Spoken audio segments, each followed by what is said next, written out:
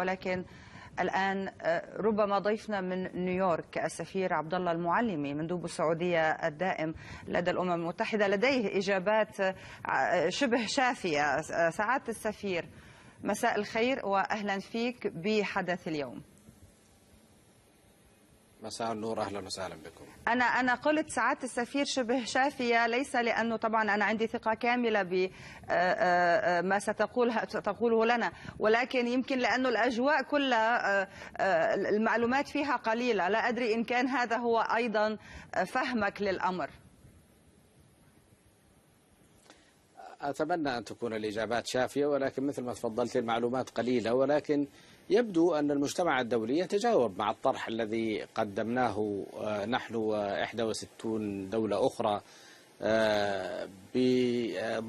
بالحث على ضرورة التحرك لإنهاء المأساة الحاصلة في سوريا. لذلك أنا أنظر إلى هذه التحركات باعتبارها استجابة لهذا الضغط الذي مارسناه على مجلس الأمن، وتكتلت خلفه مجموعة عريضة من الدول من مختلف القارات والمجموعات الجغرافية.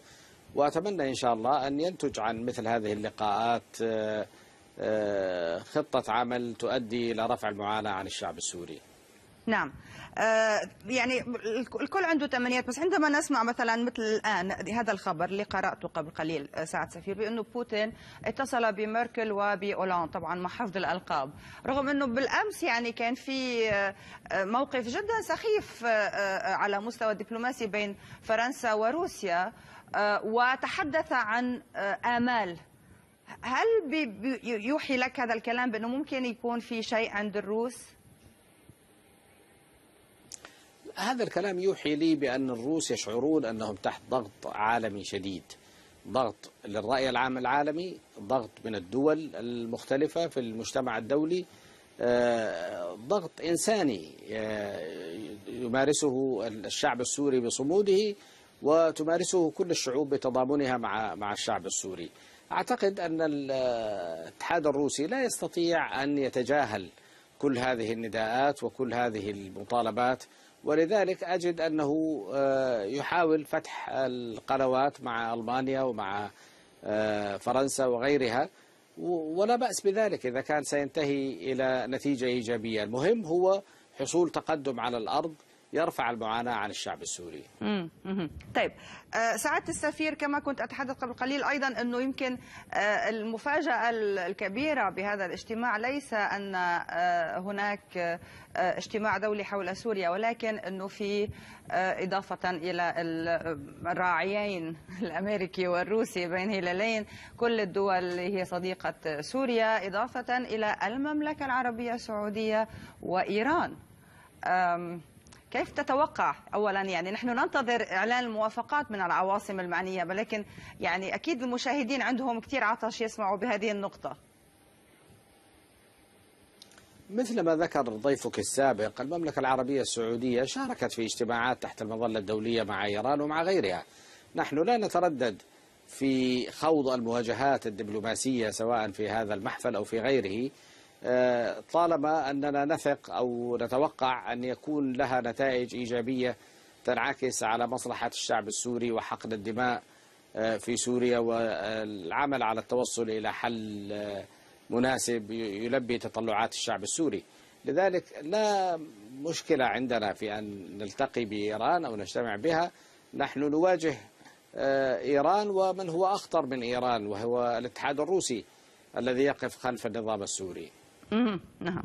طيب سعادة السفير، يعني هذا بالشأن السوري. لا أدري إن كان في شيء آخر يمكن يضاف الآن بظل نحن ساعات قليلة على إعلان هذا الاجتماع، ولكن اليوم كان عندكم هذه الرسالة أيضا إلى المندوب الروسي بصفته، يعني هل السبب هو أنه هو المندوب الروسي أم هو رئيس مجلس الأمن أم عصفورين بحجر يعني؟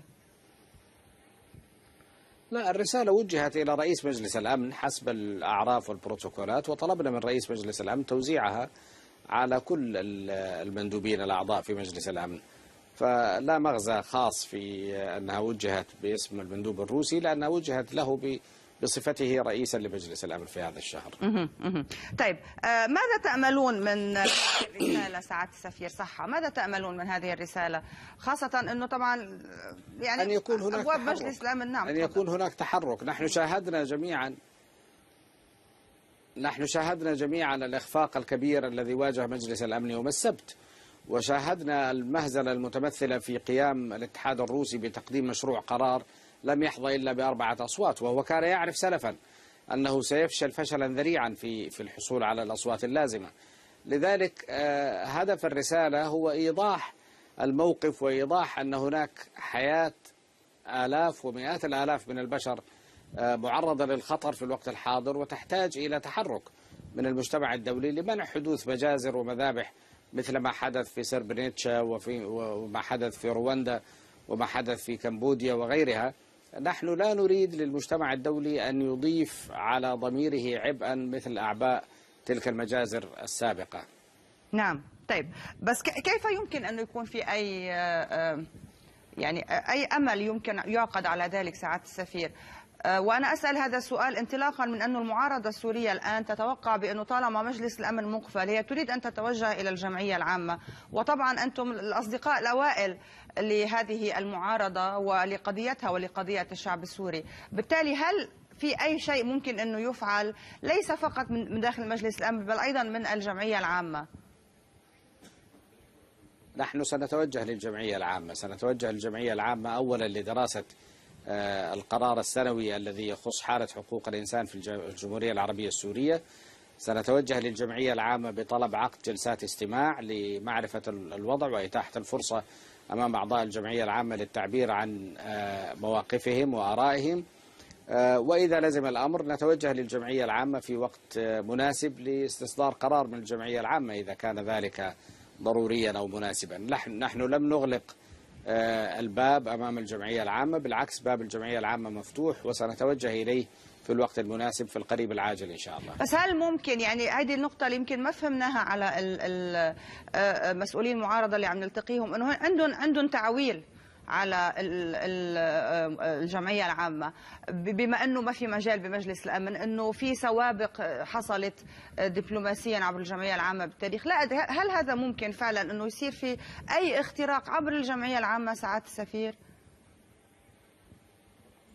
نحن لابد أن نطرق كل الأبواب، وباب الجمعية العامة هو أحد أهم هذه الأبواب، وسوف نطرق هذا الباب وسوف نسعى إذا لزم الأمر إلى استصدار القرارات المناسبة من الجمعية العامة. طبعا قرارات الجمعية العامة ليست بديلا عن مجلس الأمن ولا يمكن أن تكون بديلا عن مجلس الأمن، ولكنها تعبير عن رأي عام لدى المجتمع الدولي، تعبير عن رؤية الدول الأعضاء حول أسلوب الحل وحول القضايا الهامة التي يعيرونها اهتماما خاصا.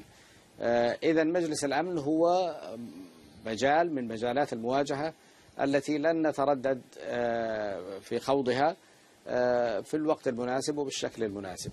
نعم، إن شاء الله يعني نتمنى ذلك، ولكن إذا بدنا نجمل الآن باختصار سعادة السفير المكان الذي تقف فيه الأزمة السورية دبلوماسيا، كيف تصف ذلك؟